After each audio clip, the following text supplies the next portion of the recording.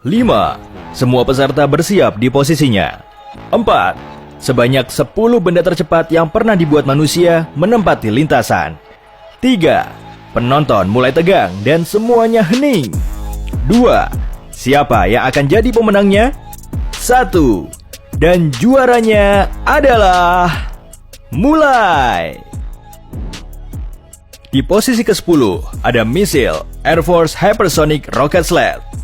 Mekanisme khusus di atas rel ini menggunakan mesin roket untuk menguji roket dan objek luar angkasa lain. Kecepatan tertingginya sedikit di atas 10.600 km per jam. Lesatan peluncur roket ini memang super cepat. Benda ini melesat di atas jalur pengujian khusus sepanjang 16 km terpanjang di kelasnya.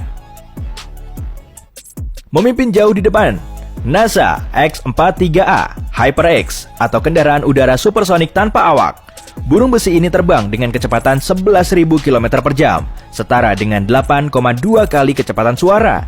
Namun, kecepatannya masih kalah sekitar 2,5 kali dari rival terdekatnya. Naik ke posisi 8, ada dua bersaudari, pesawat ulang-alik Columbia dan Discovery. Columbia adalah pesawat pertama yang berhasil diterbangkan ulang dalam sejarah perjalanan luar angkasa. Agar tetap mengorbit, kedua pesawat ini harus berkecepatan 28.164 km per jam. Nah, tahukah kamu, kecepatan standar ini berlaku untuk semua pesawat ulang-alik agar mengorbit dengan mulus. Pada kecepatan ini, matahari terbit dapat terlihat setiap 45 menit. Kedua pesawat ini berhasil menyelesaikan lebih dari 50 misi luar angkasa. Dan kita terbang semakin menjauhi bumi. Coba lihat, apa itu? Benda ini begitu mantap berada di posisi ke-7. Inilah Apollo 10. Pesawat ruang angkasa ini dipakai NASA untuk latihan mendarat di bulan. Pada 1969, saat pesawat ini kembali ke bumi dari orbit bulan, gravitasi mengakselerasi kecepatan Apollo 10 mendekati 40.200 km per jam pada ketinggian 122 km. Menurut rekor dunia Guinness, Apollo 10 adalah pesawat ruang angkasa tercepat yang pernah ada. Sementara itu, laporan misi Apollo 10 menyebutkan kecepatan maksimumnya saat masuk ruang angkasa sebesar 40.000 km per jam. Di posisi ke-6, probe antariksa Stardust mengudara jauh di luar angkasa. Pada 1999, NASA mengirimkan probe ini untuk mengumpulkan sampel dari komet Wild 2. Probe ini berhasil menyelesaikan misinya dan tiba di bumi pada 2006. Di luar angkasa, kecepatan maksimumnya sebesar 46.500 km per jam. Lumayan juga. Probe ini melakukan layanan pengantaran selama 7 tahun dengan menempuh jarak sejauh 45 triliun kilometer. Itu setara dengan 14 kali perjalanan bolak-balik dari bumi ke matahari. Sekarang, kita ada di dekat Pluto, si planet kerdil. Ya, si kerdil ini baru saja dicoret dari daftar planet di sistem tata surya kita. Di sekitar sinilah berlokasi stasiun antarplanet otomatis New Horizons milik NASA. Posisinya ada di urutan kelima dalam daftar kita. Benda ini bukanlah pesawat, tapi stasiun. Selama melakukan misinya, stasiun ini dapat mencapai kecepatan maksimum sebesar 58.600 km per jam. Pada 2006, NASA mengirimkan New Horizons untuk mempelajari Pluto. New Horizons terus terbang dan mempelajari si Pluto yang dingin dan terpencil itu selama 13 tahun. Pada Januari 2019, stasiun ini terbang di sekitar asteroid terdekat. Teori konspirasi meyakininya sebagai UFO asli, tapi itu topik lain. Posisi keempat ditempati oleh Voyager 1. Pesawat antariksa ini diluncurkan pada 1977 untuk mempelajari bagian sistem tata surya yang lebih jauh. Pada 2013, pesawat ini memasuki medium antar bintang. Dengan kecepatan 61.200 km per jam, Voyager 1 menembus jarak sekitar 539 juta kilometer per tahun. Pada 2020, pesawat ini akan mencapai jarak 22,5 miliar kilometer dari bumi. Inilah benda terjauh dari bumi yang dibuat manusia. Rencananya, pesawat ini akan menyelesaikan misinya pada 2025. Meskipun Voyager 1 bukan pemenang dalam kompetisi kita ini, Voyager 1 dapat dikatakan punya stamina yang terkuat. Di posisi ketiga ada pesawat antariksa Galileo. Pesawat milik NASA ini dibuat dan diluncurkan pada 1989. Misinya untuk mempelajari atmosfer Jupiter. Setelah 14 tahun menjalankan misinya, Galileo berakhir pada 2003. Saat itu, pesawat ini sengaja dikirimkan menuju atmosfer Jupiter. Sebelum menabrak Jupiter, kecepatannya mencapai 174.000 km per jam.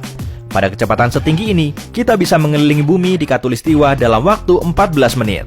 Kalau saja ada jembatan yang menghubungkan semua lautan. Atau terbang ke bulan lalu kembali dalam waktu 5 jam. Posisi kedua ditempati oleh dua pesawat antariksa, Helios 1 dan Helios 2. Wow, luar biasa! Helios 1 mencapai kecepatan 238.000 km per jam dan Helios 2 247.000 km per jam. Kedua pesawat ini diluncurkan pada 1970-an oleh NASA. Saat ini posisinya ada di orbit matahari.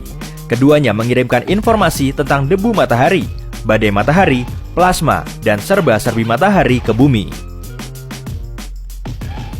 Dan pemenang kompetisi kita adalah Parker Solar Probe. Seperti Helios, probe ini mempelajari matahari dan terbang dengan kecepatan super tinggi sebesar 343.000 km per jam. Pada Oktober 2018, probe ini memecahkan rekor sebagai pesawat yang berjarak paling dekat dengan matahari. Dengan setiap putaran di orbitnya, Parker menambahkan kecepatannya dan diperkirakan mencapai 692.000 km per jam sebelum 2024. Umumnya, semakin dekat jarak benda ke bintang, semakin tinggi kecepatannya. Oke, ayo kita matikan saja suara komentator olahraga itu. Sampai jumpa lagi. Ya. Karena kita sudah memasuki luar angkasa yang sungguh luas ini, sebaiknya kita juga mencari tahu benda tercepat di alam semesta ini. Jadi, simak baik-baik ya. Pada 2014, para astronom dari Harvard Smithsonian Center for Astrophysics mencatat kecepatan tertinggi di alam semesta. Oh, bukan. Benda ini bukan UFO, tapi sekeping plasma yang terlontar dari lubang hitam. Menurut kalkulasi, plasma ini bergerak secara spiral dan membentuk kerucut. Kecepatannya mendekati 9.650.000 km per jam. Tapi, syukurlah, daya super kuat ini terbang jauh dari kita, di galaksi lain yang jaraknya 50 juta tahun cahaya. Dan 1 tahun cahaya sama dengan... Oh, tenang, aku tak mau membuatmu mengantuk dengan menyebutkan nolnya satu persatu. Intinya, jarak yang ditempuh selama 1 tahun dengan kecepatan cahaya adalah 1 tahun cahaya. Dan kecepatan cahaya sekitar 300.000 km per detik. Nah, coba kamu hitung sendiri. Inilah kecepatan maksimum semua objek di alam semesta. Menariknya, semua objek yang memiliki massa sesuai hukum fisika tidak dapat bergerak secepat ini. Hanya partikel cahaya atau foton yang bisa melakukannya, karena foton tidak memiliki massa. Untuk menempuh jarak dari matahari ke bumi, foton hanya perlu waktu 8 menit 20 detik. Tapi, mari kita bayangkan, misalnya saja, suatu hari kita dapat membuat pesawat yang dapat berakselerasi dengan kecepatan cahaya. Tentunya, ini akan menjadi pengalaman yang paling menakjubkan. Mau bergabung naik ke pesawat? Nah, kita nyalakan mesinnya dulu. Kamu sudah siap? Lalu, kita tingkatkan kecepatannya sampai kecepatan cahaya. Dan... pesawatnya hancur berkeping-keping hanya dalam hitungan detik. Pada kecepatan cahaya, bahkan atom hidrogen akan bertumbukan dengan kekuatan dahsyat, sehingga radiasi atomnya akan menjadi puluhan ribu kali lebih kuat dari radiasi maksimum yang dapat ditahan manusia. Dan tahukah kamu, belum pernah ada penangkal pesawat yang dapat menahan tumbukan kuat dari radiasi sedahsyat ini. Oke, percobaan nomor 2. Coba kita lengkapi pesawatnya dengan medan gaya yang tidak dapat dihancurkan. Kecepatannya naik hingga batas kecepatan cahaya, dan kita hanya dapat mengunggulinya sebesar 14.400 km per jam. Sungguh mencengangkan. Hukum sebab akibat tidak lagi berlaku. Sebabnya dulu, lalu akibatnya. Sederhananya, hukum ini berarti kita perlu lapar dulu baru makan burger. Tidak bisa makan burger dulu lalu lapar. Tapi di pesawat kita, hal ini dapat terjadi. Coba bayangkan, dengan mengalahkan kecepatan cahaya, kita berhasil menyusul foton yang dilepaskan matahari 8 menit sebelumnya. Kecepatan pesawat kita semakin naik. Kita pun berhasil mengungguli foton yang dilepaskan kemarin. Kemudian, seminggu yang lalu, sebulan, dan setahun yang lalu. Bahkan, kita terbang menembus lorong waktu menuju masa lalu. Saat kita mendekati kecepatan cahaya, waktu di pesawat terus melambat. Kemudian, saat kita mengalahkan kecepatan ini, waktu akan berputar mundur. Namun, ada kondisi yang lebih parah lagi.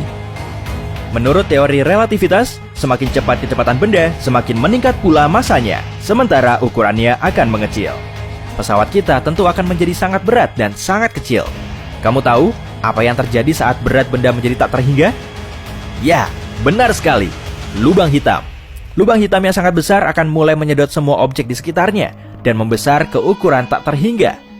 Oh, ini tidak akan menyenangkan.